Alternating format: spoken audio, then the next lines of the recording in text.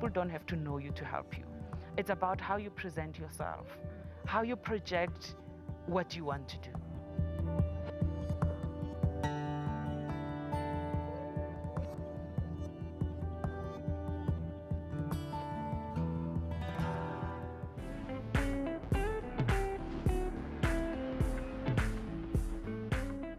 Good evening and a very warm welcome to you. Vision is not dependent on one's ability to see. Our guest this evening is proof that one can be a great visionary even in the absence of sight. Rhulani Baloyi is an award-winning journalist. She's a TV presenter and she's an ambassador to a number of worthy causes. Ru, dumela hle, okay? I forgot to add that you are also multilingual because you speak quite a number of languages. Does that have anything to do with your upbringing?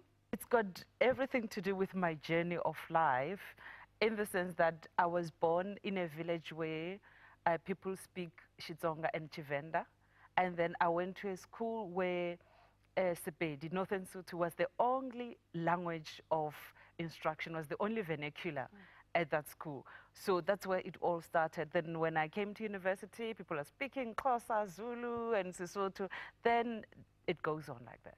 Let's go back to when you were still a little Ru and talk to us about the upbringing, their mom, dad, siblings. Tell us about that. Sure. All I remember is that when I grew up, everybody used to complain that I talk too much.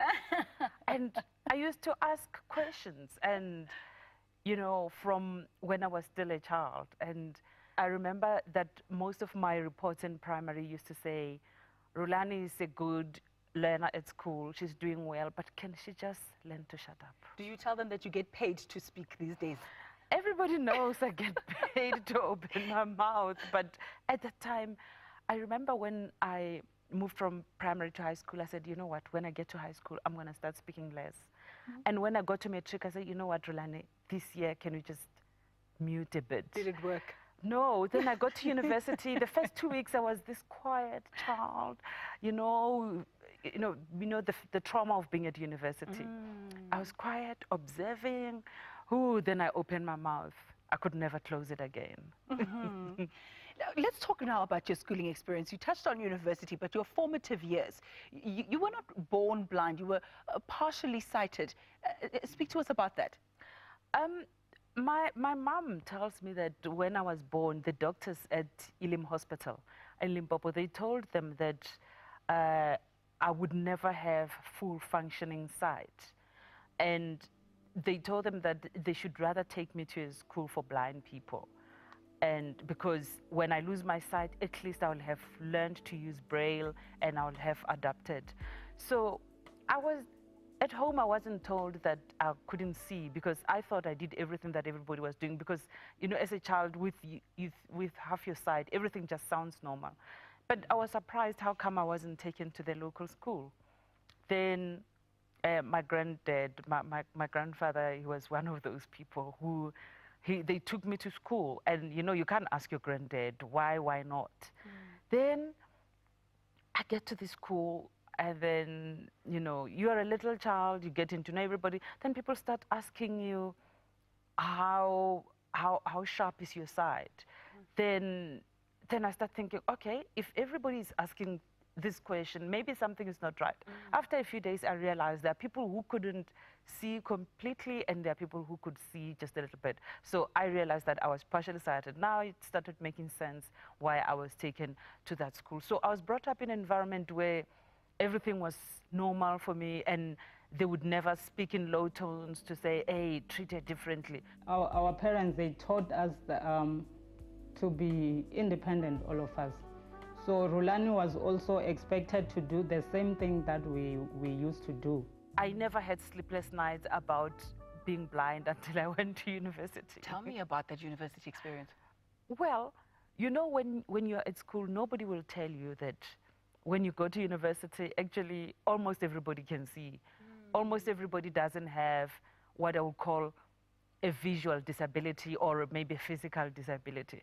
And nobody prepares you that you're going to go there and people are going to expect you to behave like them, or you will have to sort yourself out. I mean, it was cool because when I got to res, at Wits, people would come into my room, the people who were also in first year, freshers, would come to my room and say, I am this person, I'm in room, whatever, if you need anything, call upon me. And the house comes, people were very warm and very welcoming. And also what helped me is that at VEST they have the disabled students unit, and they really work hard to make you feel at ease at university. They really work so hard. I mean, the first few weeks I was very scared. I'm like, am I in the right place? There were times when I thought maybe I should rather have stayed at home and not come to university. But those people with the disabled students unit, they really helped me to fit in. 2 years before I finished university, I joined the campus radio station Voice of Vets, and I used to read news there. It was fun, and you know, sitting behind the mic and listening to yourself. And I said, this is the route that I'm gonna take. And you know, work doesn't come to you, you have to go looking for it. And I kept most of my tapes at the radio station there, and I realized this is the route that I wanna go, and I'm gonna make sure that I follow that route. It wasn't like I wanna be on SAFM specifically, but unfortunately this is where I've landed, and it's fun. So how do you then embark on being a journalist? Because for me, journalism involves, you know, a lot of work on the field. You have to be able to see what's happening there so you can describe it. Speak to me about how you make that decision, I'm going to be a journalist. No, but then it's the assumption that you're making that you have to see what's going on. Yeah. And it is a wrong assumption, but it fits you because you can see it's an assumption that suits you. But you can tell a story without seeing what's going on. You have to sense and experience the environment around you. I've been listening to radio since I was a child. And if I'm listening to something on the radio, I want the whole picture. Don't give me half the picture. You know, during the days of apartheid, people now, they don't want to say they used to listen to Radio South Africa. Then that was the only English radio station you could listen to. And my grandfather, every day, every morning, when it was 6 o'clock, he switched on his radio, and we all in the house had to listen to Radio South Africa, because he always believed that if you want to learn good English, get it from people who speak English properly. And I think that's where my love for radio, my love for news came from when it was Radio South Africa. I mean, to a certain extent, he made me decide of my choice, and he didn't like it. But when I started working and he would hear me on the radio, he was very happy. I can imagine he would have been so proud. And, yes. and you knew that you would go on to achieve greatness, even in varsity. And you could sense Kitloza newspapering, Kitloza something big. How did you know that? You know, I remember my mom is late, and I remember when I was in grade 7, which was then standard 5. I remember her calling me aside, and she said to me, you know, Rhulani, I have a feeling you will never disappoint me. You'll be able to make it in life. I mean, how do you say that to a grade 7 child? It doesn't mean anything. And I remember I was sitting with a friend of mine in her room during our final year at varsity, and we were watching one of our former varsity friends. She was in a magazine, and she was saying, oh, this person is in a magazine. As I said to her, hey, me, by the end of next year, I will be in a newspaper. And she laughed. She was one of those people, hey, Rhulani, you like making choice. Yeah. Yes, you're such a, how is that going to happen? Yeah. I said to her, it's fine. And we left it there. By the end of my first year at varsity, I mean, in the SABC, I had been in 1 or 2 newspapers, and people talking about how a blind journalist has cracked it into the world of broadcast media. Yeah. I saw in her a person with a burning fire to achieve something. And after a couple of months, I engaged her, I appointed her, and that's when we started sort of with her training as a journalist. Love it. Not only did you go to not disappoint your parents, but you soared and succeed and excelled, and I want to talk about that when we come back. Stay with us.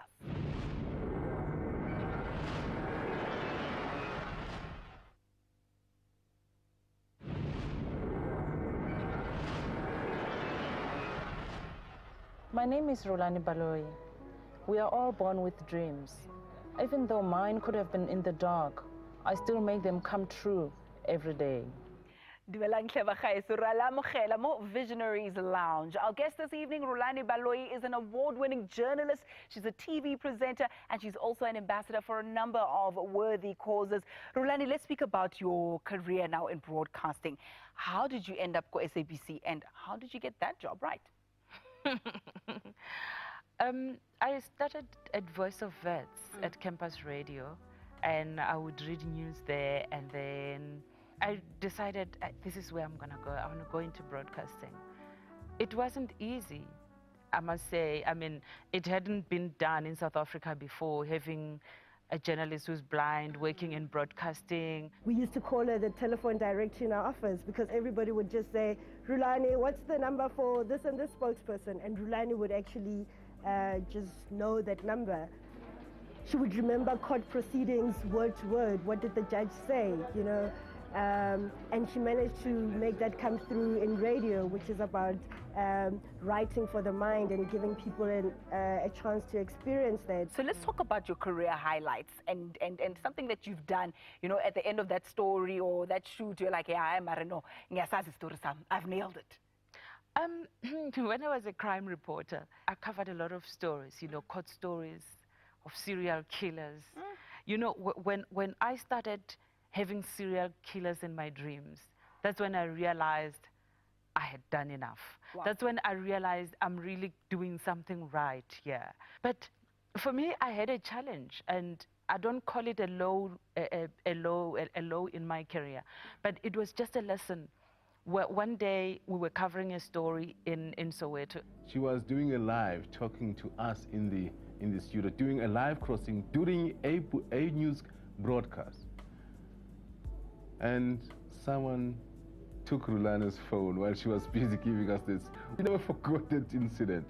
Now we had to go to the police station to report our cell phones, and now all the other journalists who were working together on a story, now they have to turn around and interview you. Now you're the story. You know, and for the first time, honestly, that day in my life, I realized these are just not stories. These are people who have feelings. All these victims of crime, they are real human beings. It was a moment of learning for me, because it's okay, a cell phone was gone, a few weeks later I had another one. But since that day, I started telling stories differently.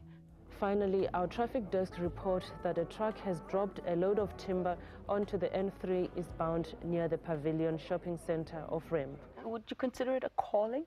For me, I would say if you're a storyteller, you are a storyteller.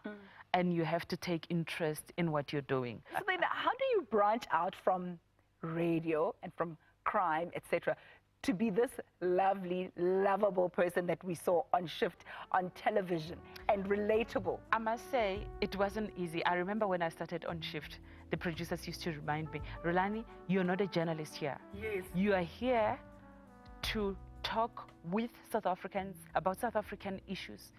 It's a different type of environment. You don't just come and say, so Ayanda, what happened? You don't scrutinize, yes, psychoanalyze people. Exactly. You need to listen, let people tell their story. Yeah. Allow people to cry, allow people to be human. It wasn't easy at the beginning, but I got used to it. And you realize that broadcasting is very broad. And it isn't the same everywhere you go. Shift illa vedile letle ka jeko re tshepa re mohelo ena o thabile ka jeko re khutlile maobane ne le nako ya bafana ba ba petse game e monate ba dlale ka mnandi kahle le Australia. Did you ever think that you'd be on television? No, I wanted to be on radio. Yeah. That's a fact. But television, no, it wasn't my intention. But when the opportunity came, I thought, oh, it's doable. I mean, I've heard that to be on television, you have to look pretty, you have to read the auto cue, and there's no braille auto cue, but I'm on television and I use my memory. Very beautiful Monday. Namhlanje siseThekwini uyabona sivakashile nomoya na ukhona emva kwethu sizoba sixoxa ngama-careers akhona la eHarbour. Aaron, wena nako usahula, did you ever know about maybe ne re tseba gore gona le di-Harbour, gona le dikepe, but did you know that there are careers? And what I love is that you are being of help to people. You are using this influence that you have for the greater good. Speak to us about the ways in which you give back. I've been working with the Casual Day ambassadors. I've been a Casual Day ambassador for about 2 years now. You know, they raise money every year in September for Casual Day, which is, it gives money to different organizations for people with disabilities. And you know, when you have a disability and you go out there and say, guys, this is the help that's needed. This is the help that's needed. Because you see, people who have special needs, you need extra money to look after them. And I believe you're a trustee for another organization as well? Yeah, I am a trustee for another organization, for the South African Mobility Blind Trust. I'm a member there. It's an organization that helps blind people with orientating them to their new environment. Just imagine if you had to wake up tomorrow, Ayanda, and you're blind. I'm not trying to scare you. You would really need people who's going to help you to reorientate you to be able to live again. Because, I mean, if you have a disability, it doesn't matter if tomorrow you wake up and you're using a wheelchair, life has to go on. But you need people around you to help you to know. I mean, I'm very fortunate because I've been blind for the rest of my life, so it's not an issue. Life has to go on is very key. And while your life is going on, I want to know what more you want to do with it, and we'll find out in just a moment. So when we come back, we speak about what the future holds for Rhulani. Remember, she told her friend that she was going to be in the newspaper, and voila, it came to pass. So maybe she can tell us about her future plans, and I have no doubt that they will happen too. Stay with us.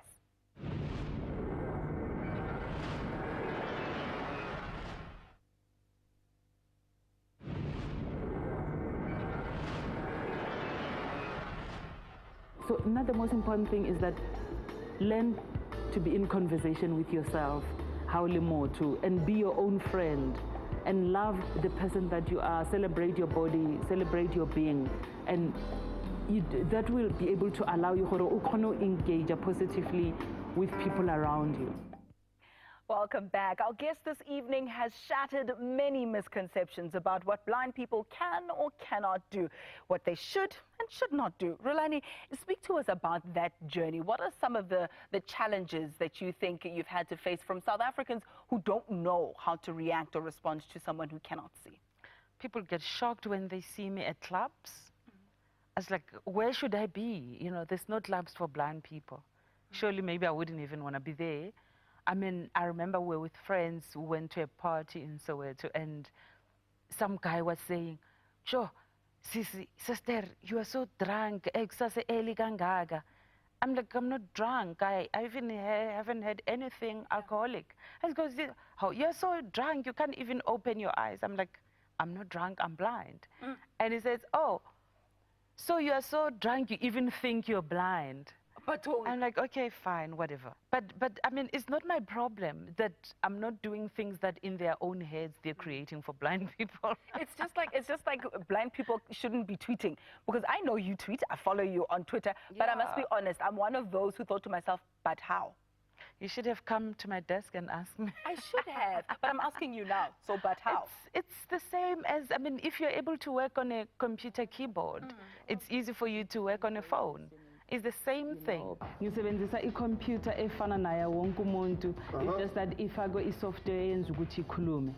And then ngiyakwazi ukuthi ngibhale ama-documents, ngedit ama-documents, sengiyi-editor. It has emerged that the plane in Brazil *S worst air disaster in which 200 people have been killed on Tuesday had one of its two reverse. You know, the ladies in the cashiers, they always wonder how I put in my PIN code. Yeah. When I'm doing my shopping, and it's easy. You just have to know the keypad.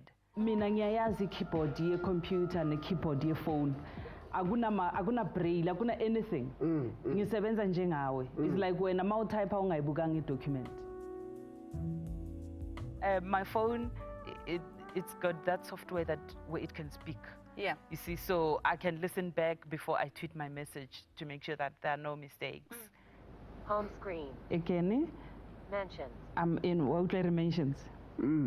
Okay. Mention screen. Mentions. DJ recall. Finished loading. Mentions. Finished loading. It's in Siloe the Twitter. Terry Cologne on set with that Rhulani Baloyi shooting number Sinai lifestyle and telling us about her gadget and trip. Did you hear that? And where do you draw your strength from? Are you a spiritual person? You mentioned a bit earlier that you believe a lot in energy. What gives you the wind beneath your wings, as it were? To a certain extent, I'm a spiritual person. I believe in meditating. I believe in praying. And I don't wake up in the morning and expect things to go wrong. Even when things went horribly wrong today, I wake up the following morning and say, you know what? That opportunity that I didn't get yesterday, there will be another one today. So what more lies in store besides that hair care line that we are just calling and attracting your way this side now? What else did you want to do? I want to travel. I want to get a driver's license. Can you help me get one? We'll work on it. I'm joking. I'm joking. I love your sense of humor, though. I love your sense of humor. How do you get around? Me? You mean around town and everything? Yeah. As a driver. Yeah, I have my own car, and for me, having a driver is not a luxury, but it's a must. And perhaps if you could say one thing to South Africans about Rhulani, who you are, where you've been, where you're going, and how we should receive you, what would that be? I think I'm a very easy person. I'm very open-minded, and I like knowing